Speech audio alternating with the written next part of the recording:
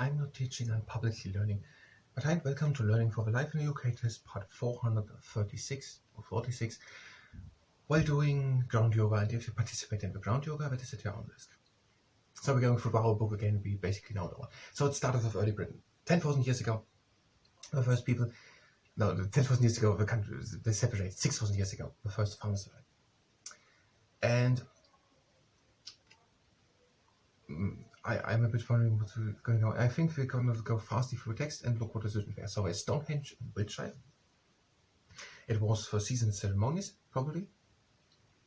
Then there's Scarborough in Orkney, which is the best preserved prehistoric village in Northern Europe. And it maybe going to ask a bit, what prehistoric village helps archaeologists to understand more about the people living in the Stone Age? Scarborough, off the coast of Orkney. On Orkney, off the coast of Scotland. Then 4,000 years ago, there was the Bronze Age. People began to make bronze.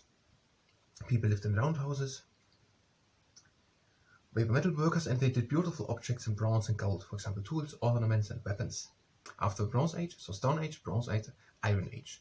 People make weapons and tools out of iron, so to speak. Okay. And they lived in more grouped areas together. For example, is there then Maiden Castle, where more people live together than also in a impressive hill fort. And Maiden Castle is in Dorset. Most people were farmers, craft workers, or warriors. The language was Celtic, and in Europe similar languages were spoken. Some related languages to Celtic still spoken. There is Gaelic and Scottish. We will do it in detail. I was a bit confused about that thing.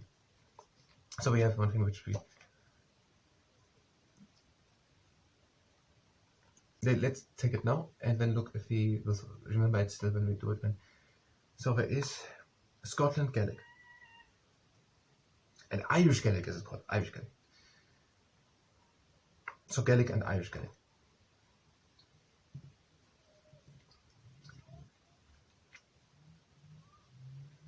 They made the first coins to be minted in Britain, some inscribed with the names of Iron Age kings.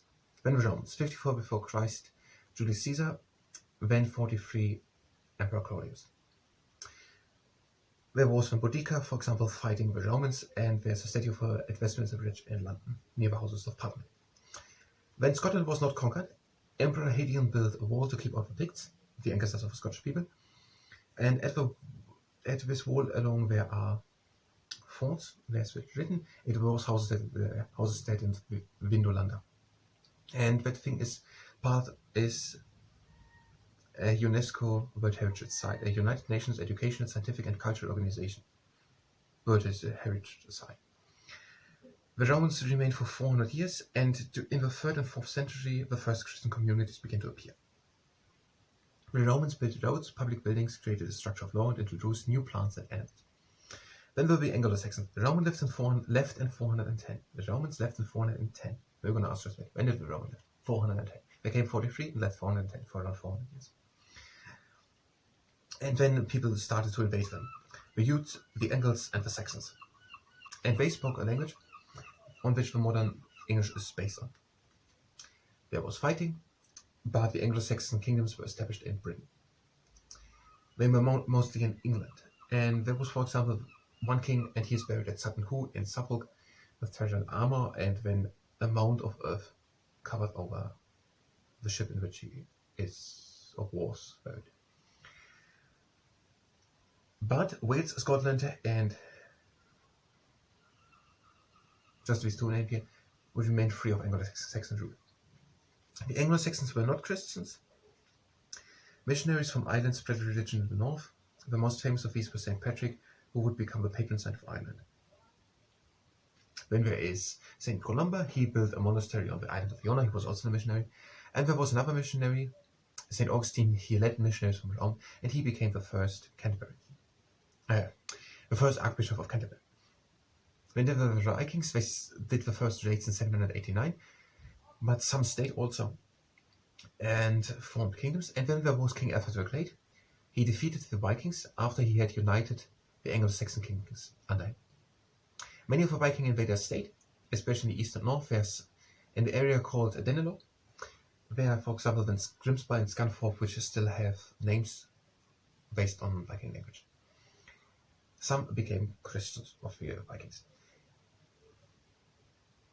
There was a short time when Danish kings were there, and the first one, when Danish kings ruled in England, and the first one of these were Knut or Canute.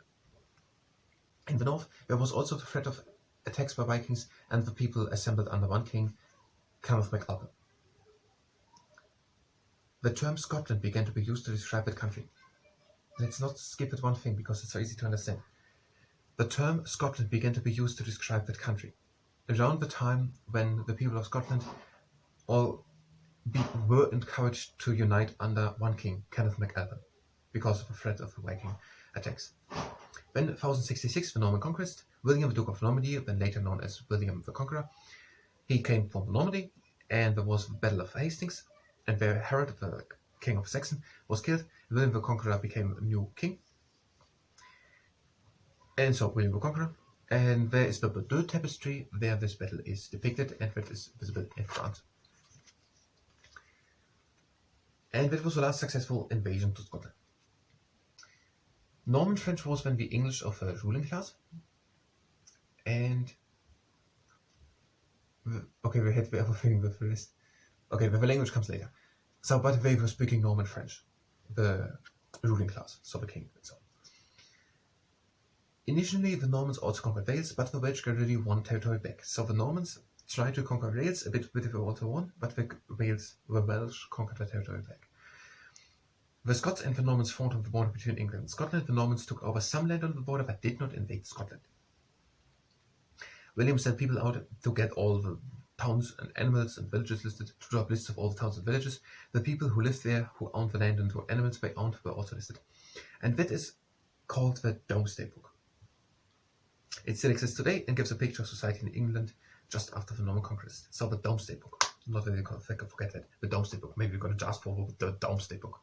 Domesday Book. That is what the people had written down, sent out by William the Conqueror after the Norman Conquest, 1066, to list who lived where and what towns, villages, has what animals.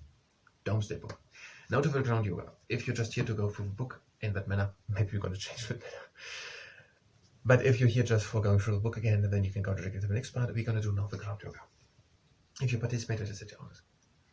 We are sitting tall up, and we're breathing in. And out we're going in front, and we're opening the chest, and we're breathing out. Breathe again in into the middle. And out and back, round back. Again in into the middle. And out in front, out the chest. Again in into the middle. Out and back.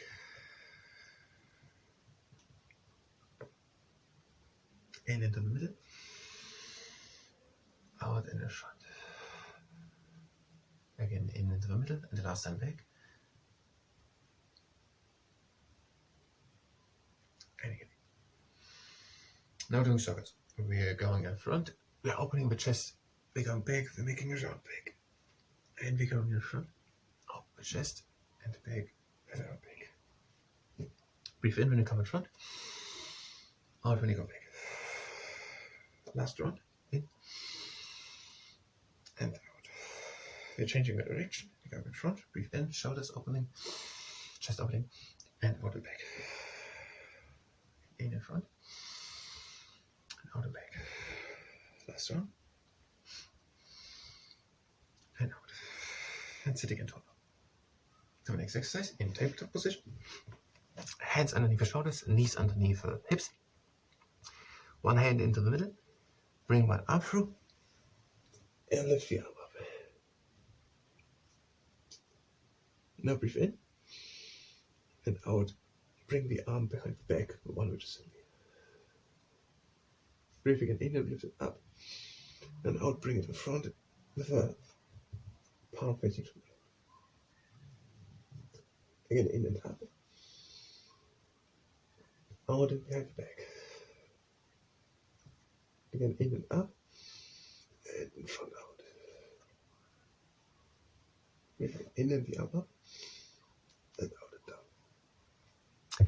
And to the outside. Hand in the middle, arm through and up.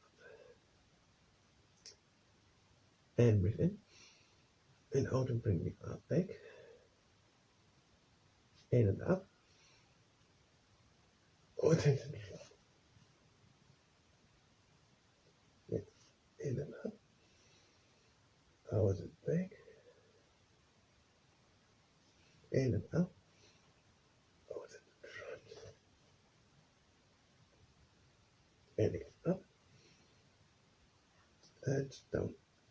And now we go to the downward facing dog.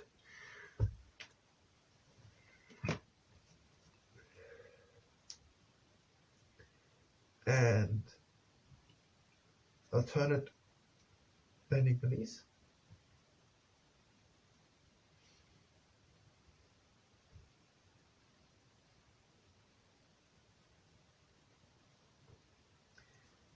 And now we're going into high plank and we're doing the bob slider.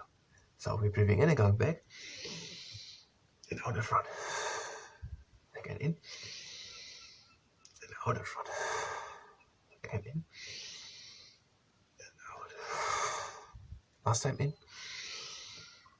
out in front, back to the downward facing dog. We are walking up and we're staying down. Now we're doing the marmot. Breathe in and out, bend the right knee and stretch on the left leg. Breathe in and change. And out and stretch on the right leg. Again in and change. And out. In and change. And out. And in and bow leg straight. Now we're doing the penguin. We are breathing in and lifting the right arm up to the sky. We're breathing out, we're bending the left knee and looking over the right hand, over the right shoulder to the right hand. Breathing in, bring the arm back down. And out and down, bow leg straight. Now breathe in and lift the left hand up. And out, bend the right knee and look over the left shoulder to the left hand.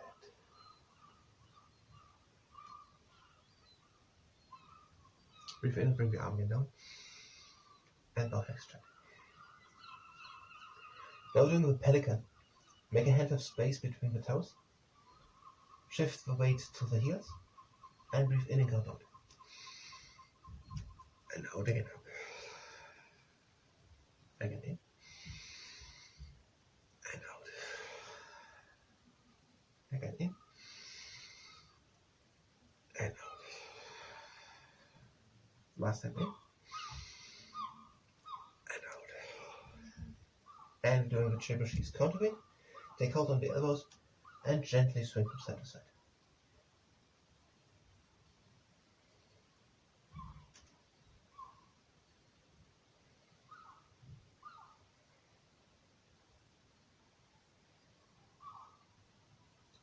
And close the feet again and hands down. We're walking in front to the downward facing dog. And now we're doing the stretchy dog. Lift the heels off and come high on the step toes. The rest stays the same.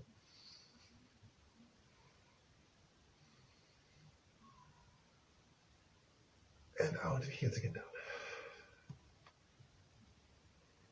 Come down into tabletop and we're sitting back into child's pose.